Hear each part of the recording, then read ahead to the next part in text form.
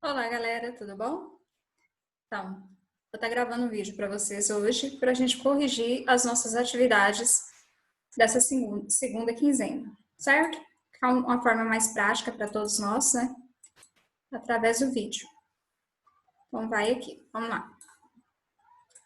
Deixa eu só organizar aqui, compartilhar a tela com vocês.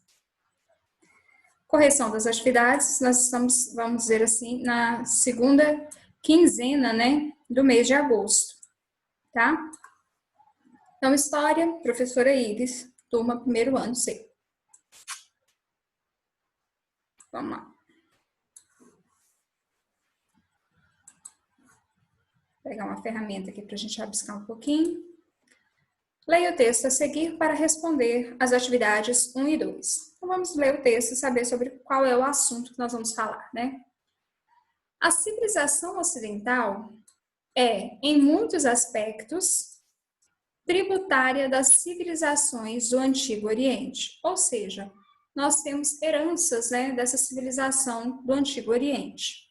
Ocidente, né, nós, né, aqui as Américas, e o Oriente, que abrange uma boa parcela da Ásia, que são as civilizações, né, da quais nós herdamos muitos dos costumes, dos hábitos do Oriente Próximo.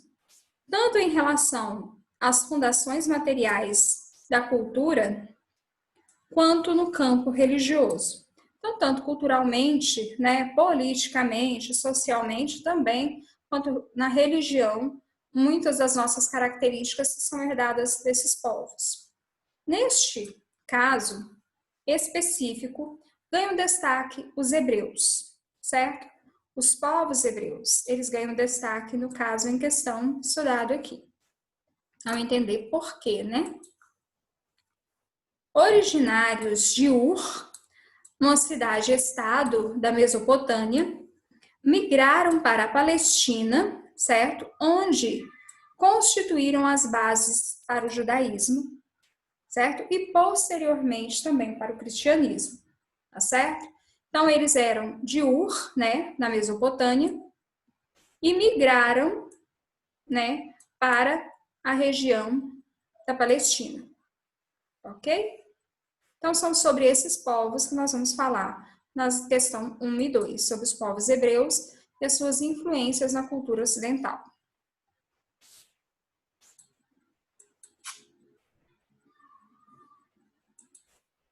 Olha só, trouxe um quadrinho aqui resumindo um pouco sobre a cultura dos povos hebreus.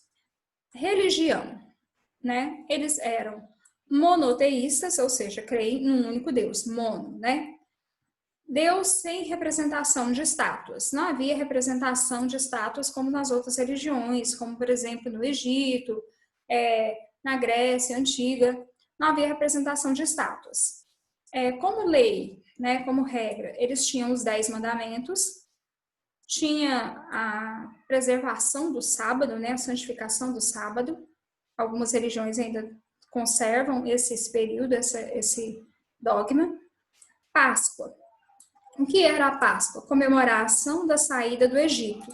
Lembra que a gente falou, quando nós estávamos explicando sobre o conteúdo, sobre o período em que os hebreus viveram em cativeiro no Egito, né? Eles viveram aproximadamente 400 anos de cativeiro no Egito. Eles foram para o Egito fugindo da fome na sua terra, chegando no Egito ali, né, na época do governador que era José, né, filho de Jacó. E nós temos aqui também o Pentecostes, né, que marca o decálogo e o tabernáculo, tá certo? Então, olha aqui, na nossa atividade 1, vamos entender um pouquinho o que ele quer saber a respeito dessa civilização tão importante para todos nós, principalmente para os cristãos, né? Considerando a informação do texto e as narrativas históricas a respeito do tema, é correto afirmar que os hebreus eram originários de uma região de cultura. Eles saíram de uma região originalmente de cultura o quê? Politeísta, monoteísta, comunista, agnóstica ou ateísta, né? O que nós vimos aqui? e eles vão dar as bases para a religião que é monoteísta.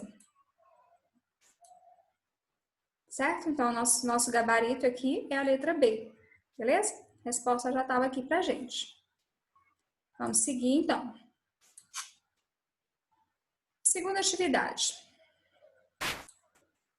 Em que pese a orientação religiosa de Ur, de onde eram originários, né? Os hebreus constituíram os princípios de uma religião, certo? Então, eles constituíram os princípios de uma religião. Qual é essa religião, né? Quais são esses princípios, né? Como que ela é? Quais são as suas características? Letra A. Politeísta, que acreditava em muitos deuses e que era o judaísmo. Agnósticos, e que era o judaísmo. Ateístas, e que eram zoroastrismos, né? Os zoroastras. Monoteístas, e que era o judaísmo. Politeístas, e que era o budismo.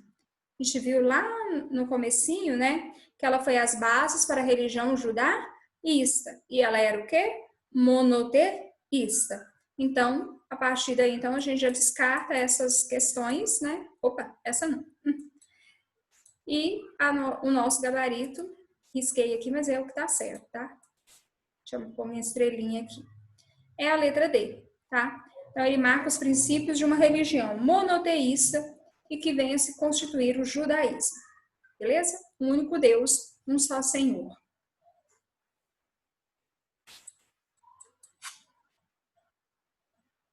Aqui eu trouxe uma imagem para vocês da Torá. O que é a Torá? São os textos sagrados do judaísmo. É o nosso Antigo Testamento, o Decálogo, certo? É composto pelos primeiros 5 livros da Bíblia, chamado pelos cristãos de Antigo Testamento. Esse livro se chama, constituído pelo Gênesis, Êxodo, Levítico, Números e Deuteronômio. Os judeus acreditavam que Deus entregou as leis contidas nos 5 livros ao profeta Moisés no Monte Sinai. Eles acreditavam que esses livros foram entregues a Moisés no Monte Sinai, certo? Então, a Torá é um livro sagrado da religião dos judeus, beleza? E aqui a gente tem um símbolo aqui do pergaminho aqui, né, que era o material utilizado naquele período ali para a escrita. Não havíamos o papel, né, mas sim essa espécie de um tecido, né, enrolado ali, que era o pergaminho. 3. Vamos lá. PUC 2018. Leia o texto e responda. Deixa eu pegar só um ponteirinho aqui. A evolução realizou-se de fato e o conjunto das prescrições divinas que constituem a lei, Torá, é formada por diversas contribuições, sem que se consiga um acordo para ventilá-las e datá-las uma a uma. Ou seja, não havia um acordo para datar em que período foi escrita cada um dos livros. Contentar-nos-emos com as linhas gerais. O texto refere-se a uma civilização que se desenvolveu no primeiro milênio antes de Cristo. É correto afirmar que, né, a respeito dessa civilização. A importância da história dessa civilização se expressa por meio da constituição de um Estado centralizado baseado na religião politeísta. Lembra que a Torá era o quê? O livro dos judeus. Então, eles não eram politeístas. Os antigos povos que originaram essa civilização tinham como livro sagrado o Novo Testamento, escrito pelos antigos egípcios.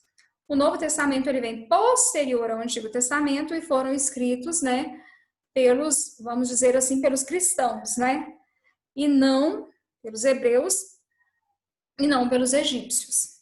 Tá? Nesse período aí, a civilização egípcia já estava em queda, tá? Seu auge já havia passado. C. A importância do estudo dessa civilização se justifica pelo monoteísmo ético que sugere e se desenvolve, constituindo um ponto de partida para o cristianismo e o islamismo? Será que é essa? Vamos ver a letra D. Os traços religiosos e culturais específicos dessa civilização decorrem de seu distanciamento ante do caráter democrático ateniense.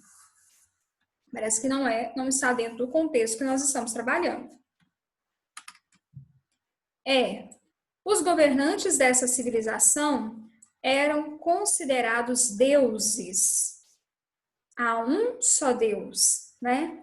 As civilizações egípcias, mesopotâmica, né, tinham todo aquele desenvolvimento dos deuses, mas a civilização que nós estávamos falando da Torá, que eram os hebreus, eram monoteístas. Então, essa daqui também não pode ser a correta. Vamos confirmar aqui, então? Letra D, né? Como a gente já desconfiava. Então, os traços religiosos e culturais específicos dessa civilização decorrem de seu distanciamento ante o caráter democrático ateniense, certo? Vamos prosseguir. Aqui eu tenho uma imagem retratando o livro da Epopeia de Gilgamesh. Esse é um livro, um dos livros mais antigos, ele foi escrito, vamos assim dizer, né, em pedras de argila, tá? Nem era no pergaminho ainda, só para a gente ter uma noção. Foram vários blocos de argila descrevendo, então, essa narrativa, essa epopeia. E ele narra o conflito de dois amigos ali, que um dos amigos era um semideus, e o amigo desse semideus, ele morre, né? E ele vai lutar, então, para descobrir o poder da vida, né? O poder de dar a vida ao morto, né? De trazer esse morto à vida novamente, da vida eterna. Ele queria descobrir, então, esse poder da vida eterna. E as narrativas que ele narra a partir desse fato vão estar muito semelhantes às narrativas bíblicas que nós conhecemos, como da serpente, que ela aparece no momento ali que ele encontra esse fruto dessa vida, a serpente acaba comendo e tomando esse fruto dele, e ele perde a oportunidade de salvar a vida do amigo depois de vários momentos de luta para conseguir esse fruto. Então, existem vários conflitos ali narrados nessa epopeia, tá? Uma literatura extremamente antiga. Por que eu estou falando sobre isso? Porque é tema da nossa próxima questão. FUVEST, São Paulo, 2020. Vamos lá. Leia a seguir um fragmento do mito mesopotâmico, a Epopeia de Gilgamesh. Por 6 dias e 6 noites, os ventos sopraram. Enxurradas, inundações e torrentes assolaram o mundo. A tempestade e o dilúvio explodiam em fúria, como 2 exércitos em guerra. Na alvorada do 7º dia, o temporal amainou, o dilúvio serenou, toda a humanidade havia virado argila. Na montanha de Nisir, o barco ficou preso. Na alvorada do 7º dia, eu soltei uma pomba e deixei que se fosse. Ela voou para longe, mas não encontrou um lugar para pousar. Retornou. Então soltei um corvo. A ave viu que as águas haviam abaixado. Ela comeu, grasnou e não mais voltou para o barco. Eu então abri todas as portas e janelas, expondo a nave aos 4 ventos. Essa é uma das narrativas que é contida na Epopeia de Gilgamesh, porém ela tem muitas semelhanças, né, com um fragmento bíblico conhecido por nós, né, principalmente nós cristãos. Mas todos temos esse conhecimento. Qual que é essa narrativa? Adão e Eva, a Arca de Noé, o Êxodo, Ísis e Osíris ou o Apocalipse? Está falando sobre um dilúvio, não é? sobre o período em que eles estiveram presos ali dentro dessa embarcação, e isso nos remete o quê? Ao fato da Arca de Noé. Certinho?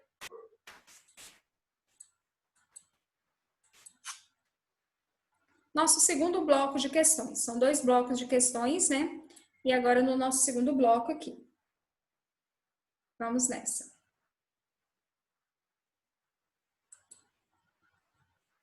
Vamos lá. Leia o fragmento a seguir e responda. O sistema de irrigação egípcio era muito diferente do complexo sistema mesopotâmico. Porque as condições naturais eram muito diversas nos 2 casos. A cheia do Nilo também fertilizava as terras com aluviões, mas é muito mais regular e favorável em seu processo e em suas datas do que a do Tigre e Eufrates, que banhavam a Mesopotâmia, além de ser menos destruidora, certo? Então, eles estão falando aqui da vazão dos rios, né, e da importância do Nilo, né, que quando ele baixava a sua cheia ali, as regiões próximas ali ficavam férteis com o aluvião, certo? Ficavam terras férteis boas para a plantação, para o cultivo. O que ele vai perguntar para nós aqui, né? A comparação entre as disposições dos recursos naturais em questão revela sua importância para o quê, né? Letra A. Desagregação das redes comerciais. Não fala sobre redes comerciais, está falando sobre o curso do rio, sobre o processo da fertilização daquele território, da possibilidade do cultivo. B. Supressão de mão de obra escrava? Não. C. Expansão da atividade agrícola? Vamos guardar essa. D. Multiplicação de religiões monoteístas? Não é o caso em questão. E. Fragmentação do poder político? Então, tá bem claro. Vamos voltar lá. Tá bem claro para nós aqui que a resposta certa é a letra D, certo? Expansão da atividade agrícola. Belezinha? Agora sim a gente pode mudar. Atividade 2 do nosso segundo bloco. Então vamos nessa. Observe a imagem a seguir. Nós temos aqui 4 imagens. Nós temos o deus Horus, o deus Ra, o deus, não consigo ler o nome dele aqui, e Osíris, tá certo? São deuses representativos, né, das mitologias, né, daquele período ali egípcio ali. As imagens representam divindades cultuadas no Antigo Egito. São indicativas de que a religião da tal sociedade era o quê? Né? Qual tipo, qual estilo dessa religião? Nós temos vários deuses aqui para começar, tá? Para a gente ter uma ideia. Então, letra A. Era politeísta? Sim. E antroposomórfica? Que é isso, professora? Antroposomórfica ou antroposomorfia é relativa ao uso do animal para representar imagens, a mistura entre o homem e o animal, certo? A mistura desses 2 seres para representar uma divindade. Então, ela era politeísta e antroposomórfica. Haja visto a ausência de características animais? Não, isso é justamente a característica de animais que classifica a antroposomorfia. B. Politeísta e antroposomórfica. Haja visto a mistura de características humanas e animais nas representações do sagrado. Então, aqui a gente já tem a nossa resposta, certo? Já está aqui para nós a letra B, tá? Monoteísta? Já não é. Ateísta? Começou com ateísta aqui. Já tiro, já descarto. Porque ateísta é aquele que não crê em deuses, não crê no divino. Budista? Não eram os budistas, né? A gente já sabe bem sobre isso, tá certo? Então, letra B é o nosso gabarito, tá bom? Marca aí.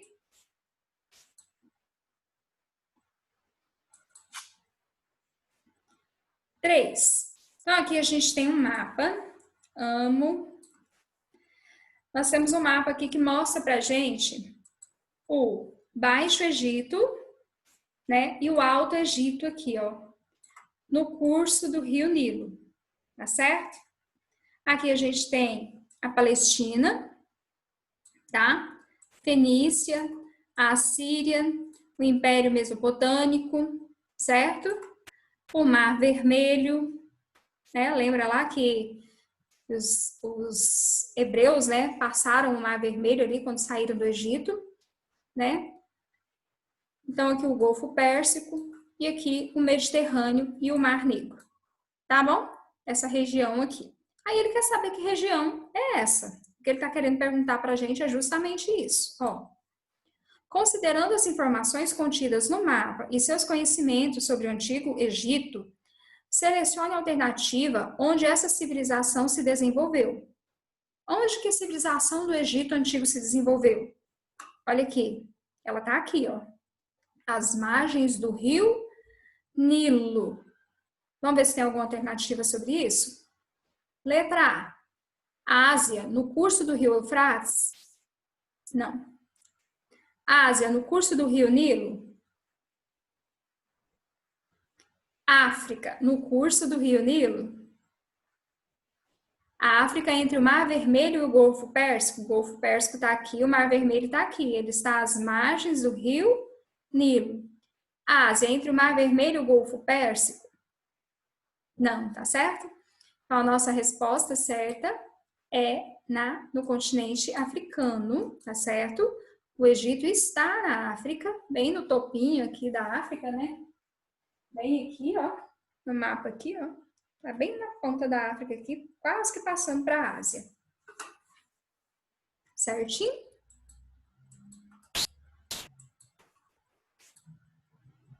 Nossa estrelinha. É a nossa última atividade aqui desse bloco. Vamos lá. Nós temos duas imagens para ser observada. Observe as imagens produzidas no Antigo Egito.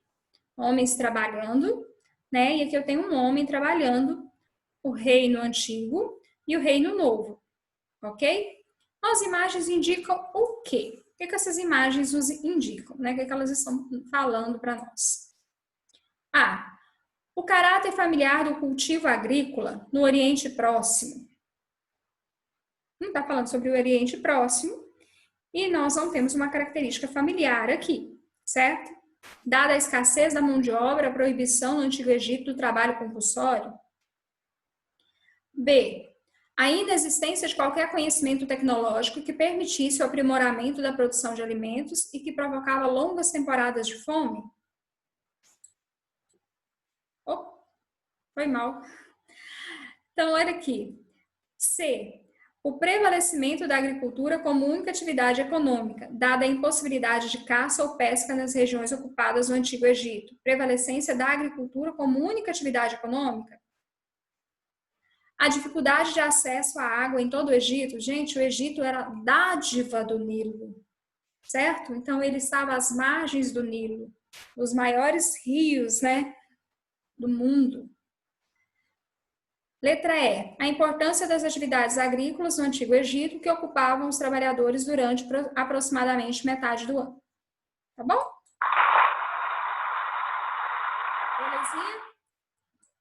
Então, aqui nós temos a correção das nossas atividades. Espero ter contribuído. Qualquer dúvida, entre em contato comigo, tá bom? Beijão. Tchau, tchau.